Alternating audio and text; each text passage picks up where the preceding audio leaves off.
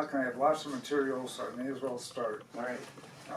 I called this the Musical Mystery Tour, which is a little play on Magical Mystery Tour of the Beatles. But it is a tour of different forms of music, and it's also, as Jacob had in my ad, a musical autobiography, because I'm going to tell sort of how I got into music and the music that happened. So when I was a young child, our family had a piano, and and my sister could play the piano. She was about 7 years older than me, and she could play very nicely in classical music and everything. And I took lessons for about 2 years, maybe starting at 6 or 7 or something like that. And I could never get both hands going together. And I could not read music for my life. I mean, I knew this goes up and that goes down, and I knew about, it was in my head, but I could not use it to play music. So I kind of figured I'm not really musical, but I liked listening to music. And let's see, first I'll tell you, I'm 70 years old, just to help you place where you are in your own life cycle. My family had one of those console stereos that had a record player and radio in it, and it had a slot to store records in, which was about this big, and that's about how many records that we had. And aside from those records, we listened to the radio a lot, and I think I was going to say that it's kind of like a fingerprint. We all have our own unique background in music. The music that we grew up listening to, that we were exposed to, or that a music teacher led us to. And so, I mean, everybody's story is different, and you'll find some things that you have in common with me and others that you don't. It would be boring if I just did everything that you already knew, so I'm hoping you'll enjoy the stuff you don't know, too. I also decided it's a magical mystery tour. I know kind of where I'm going, because it's going to be one record after another to introduce it. But I also have the people that I like, that I learned of, I know a number of their songs, so I've decided to give you a choice, and we're going to have to figure out some way together to pick which ones you want to do, because I don't have time to do 4 of the Beatles songs. So we're going to do that. Let's see. So the other thing, I mean, for me musically, I guess maybe that comes up a little later. Okay, we'll just start with some Beatles, because that's what the idea was. And for those of you that aren't as old as we, I bought this album, I think, when it was on sale after this time. But it opens out, it's only a single record, but inside there's also like a 24-page thing from the movie that they made.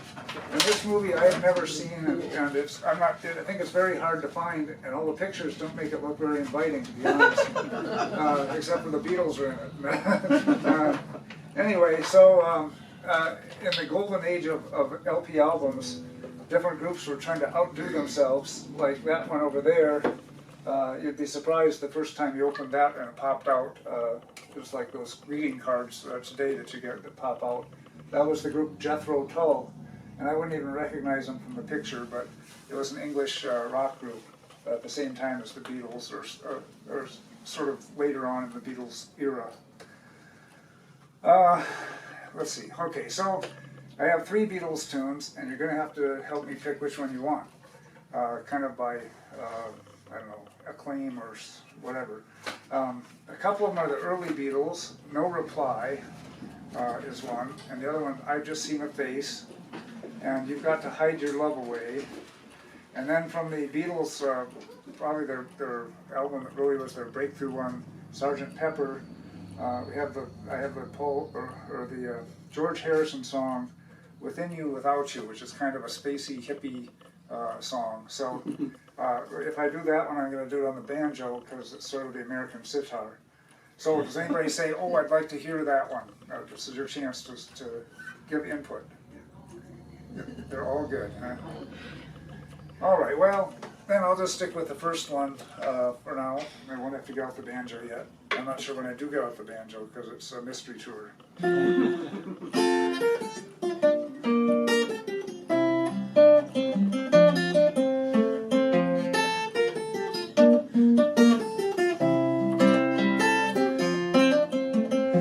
This happened once before, when I came to your door, no reply.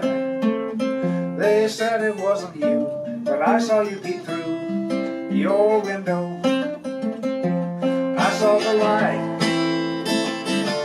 I saw the light. I know that you saw me, 'cause I looked up to see your face.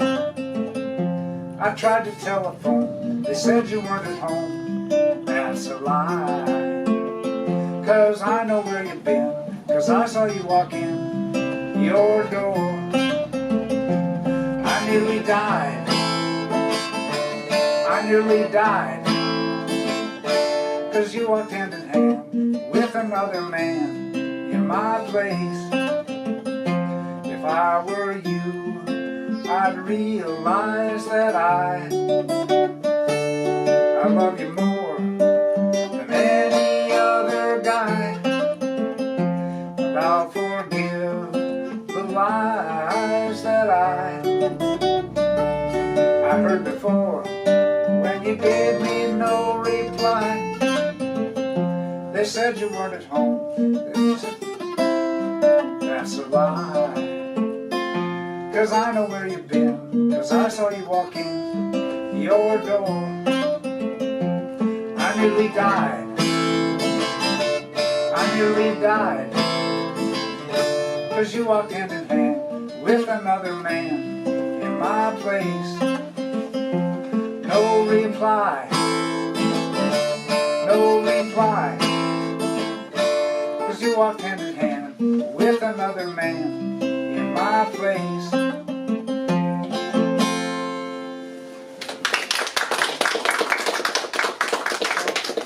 You'd have to not be living on the planet to not be aware of the Beatles in the 1960s. But I think I first mostly encountered them as the cartoon series where they had Beatles songs and guys talking in English voices that sounded like the Beatles, but I'm pretty sure the Beatles weren't doing the voices. So I was mentioning for a couple people that came in late that I'm talking about how I got into music, and that I was already feeling like a failure at piano because I couldn't play and read music. And there was a woman came to our school, to our class, as I recall, only once, and she had an auto harp, which is a kind of a triangular, instrument that you hold up here and you strum, and has chords played on it. And she sang this song, and it only happened once, but I still remember it to this day. It was Whistling Gypsy, and the reason I'm bringing it up is I liked to whistle from an early age, and part of that was because I had allergies, and my nose would be stuffed up, and I'd have to breathe through my mouth. And since I'm walking along with my mouth open, I just would like to breathe, I can whistle just as well going in and coming out. So somebody remarked when I put up a whistling thing recently, they said, I don't know how you could hold your breath that long to make it. Anyway, so this is a song called The Whistling Gypsy.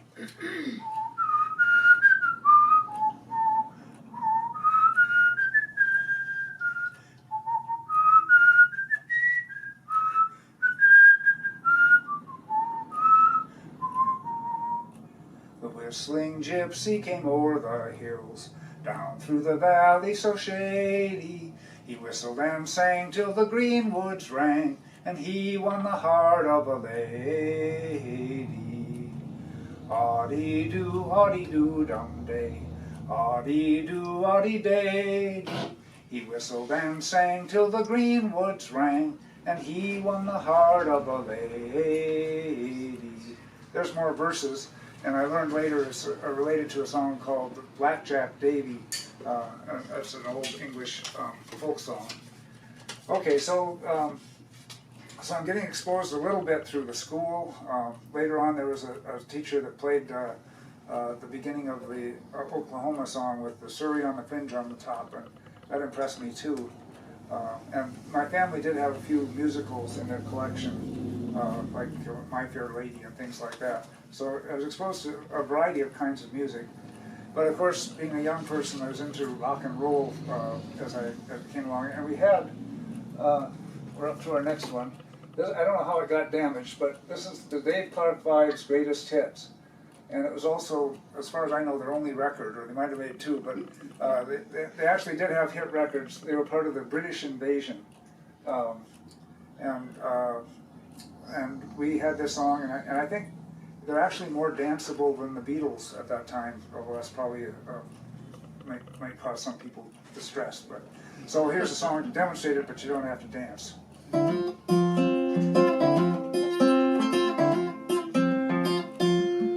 Well, I went to a dance just the other night. Everybody there was there. I said over and over and over again, this dance gonna be a drag. I said over and over and over again, this dance gonna be a drag. I said over and over and over again, this dance gonna be a drag. Ow, ow, ow, ow. Well, all at once it happened, the prettiest in the world. I said, won't you come over and talk to me and be my girl? I said, won't you come over and talk to me and be my girl? I said, won't you come over and talk with me and be my girl? Oh, oh, oh.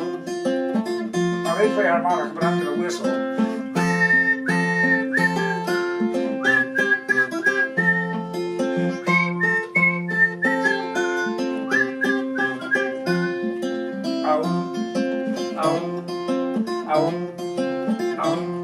Well, she said she was sorry, but I was a little bit late. She would have waited and waited and waited and waited for her steady date. She would have waited and waited and waited and waited for her steady date. She would have waited and waited and waited and waited for her steady date. Oh, oh, oh, oh.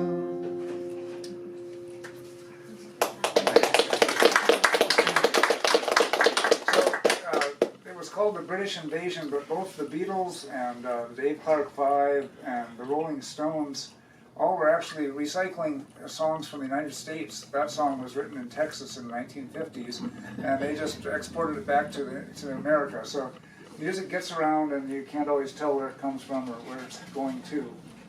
But I mentioned the Rolling Stones, and I didn't actually have an album by them. Over the years, I certainly heard a lot of their music, and it was on the radio a lot and everything. And this one was a song that, let's see, the girlfriend of, oh dear, I have to reach for names nowadays. Well, maybe you'll know it anyway. It's called As Tears Go By.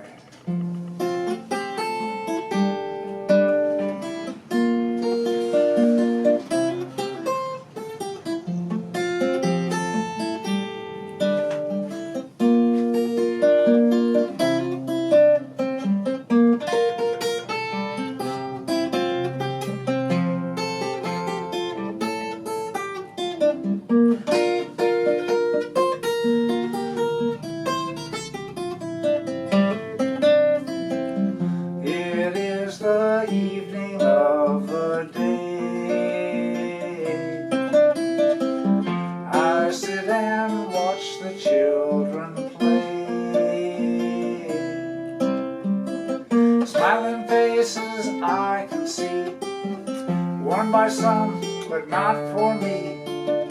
I sit and watch as tears go by. My riches can't buy everything. I want to hear the children sing. All I hear is the sound of rain falling on the ground. I sit and watch as tears go by.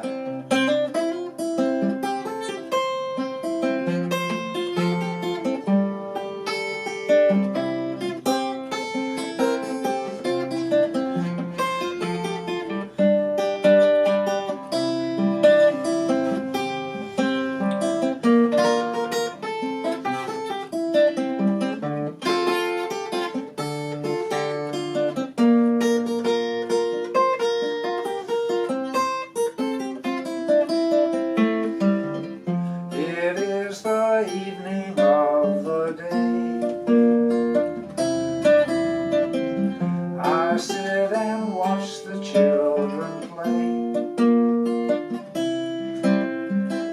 doing things I used to do, they think are something new. I sit and watch as tears go by.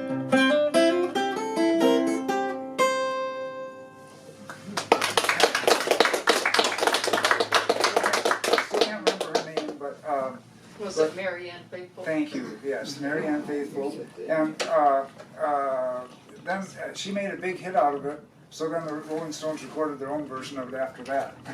They kind of gave it to her saying, this isn't our kind of music. We play blues and rock and roll. So the next record here, I actually don't play anything by it, but because the theme of the day is autobiography, this is the autobiography in blues. And when I was getting interested in music in like, maybe 8th, 9th grade, and I worked at a summer job, I was working in the fields in Iowa for like $2.50 an hour. And I would go to Kmart, which just kind of was the big thing then, and go through the cheap records. You know, it'd be like $1 or $2 or something. And I found these records by Lightning Hopkins because the folk scene was kind of dying then, and they were remaindering the records and getting rid of them. So I'd never heard of Lightning Hopkins, but I got 3 of his records, and even though I don't play any of his music, I mean, it was something I listened to at the time and got me interested in the blues. And while I'm on the topic of autobiography, this is another that I'm going to be doing some music of his later, Bob Dylan, and this is his book called Chronicles Volume 1. And he wrote it about 15 years ago, and he's never put out a volume 2, and I don't know if he's ever going to. But I was thinking about, I had so much music that I might do a second version of this, just to kind of get through it all, because to me it's an interesting way of putting together the program. Dylan also had a record called Self-Portrait, and kind of like me, that record consisted of songs like Get You Copper Kettle, Get You Copper Coil. They were all songs he didn't write. And I'm not doing very many songs that I write either. I'm doing the songs that influenced me. So anyway, that's enough about this autobiography stuff. So when I went back, and I'm going to pull these forward so other people can see them too, when I got to thinking about early influences that on the radio, Hank Williams was a major factor. He died the year I was born in 1953, but our radio was still covering a lot of his songs, or had them on the radio. So I thought it'd be fun to either do Your Cheatin' Heart or I'm So Lonesome I Could Cry. Does anybody, let's see, Your Cheating Heart, hands for that? I'm So Lonesome I Could Cry. Okay, that's the one we got then. We've got a sad bunch here today, but I guess either way you go sad with Hank Williams.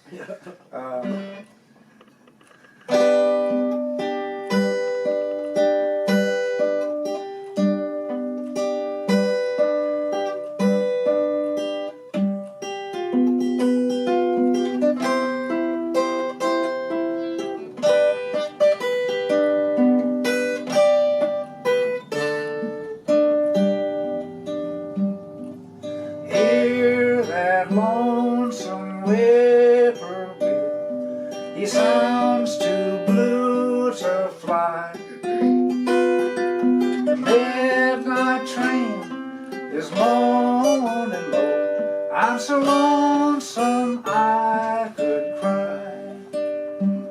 Have you ever heard a robin grieve when leaves begin to die?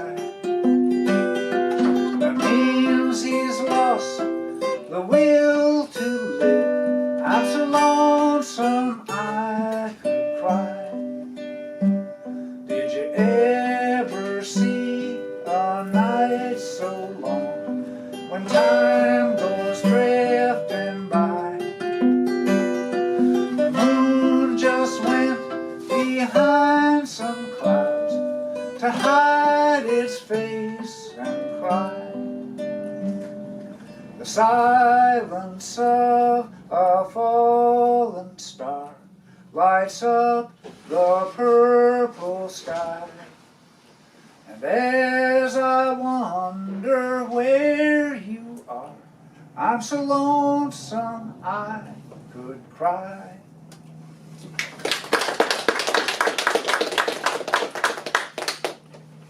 Okay, so thinking of older influences, I also was getting a number of these out of the remainder shed, the remainder box. It was Leadbelly, and he first recorded, well, Good Night Irene, although it was actually a song from the 1800s that he kind of reworked. And then he also wrote The House of the Rising Sun, or at least performed it about a house in New Orleans. And an English group, I believe they were called the Animals, made it into a rock classic, and they made it much more dramatic than the way he told it. His was more sprightly song. And I never have really done a lot of his music. It was in my head. I would sing it out in the fields while I was working, because some of them were what are called field hollers. Like this one, On a Monday I Was Arrested. There's that one, and then there's I had a choice of two, and it's hard to say which one I'm leaning towards. The other one was When I Was a Cowboy on the Western Plains, and he was making fun of the Western songs at the time, so I think it's kind of a fun one. So I think we'll do that one. And I will note that some rock groups took some of his songs, like and made them into rock and roll songs too.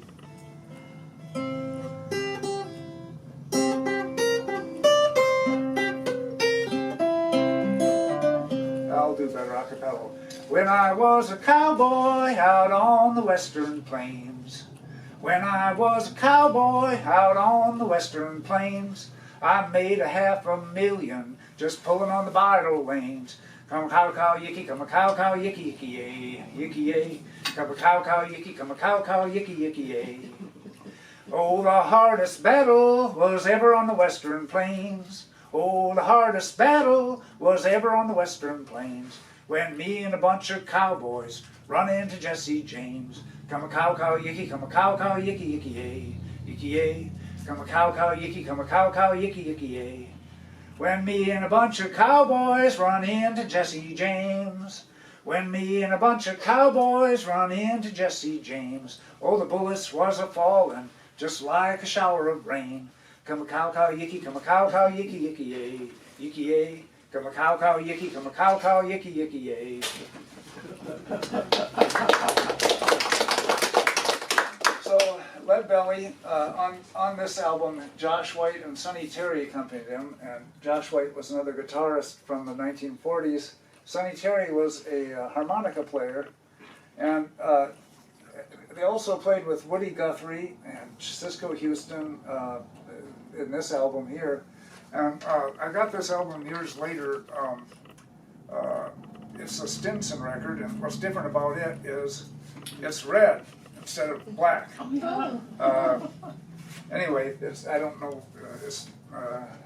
Anyway, we're going to get into some of the folk people now, like Pete Seeger.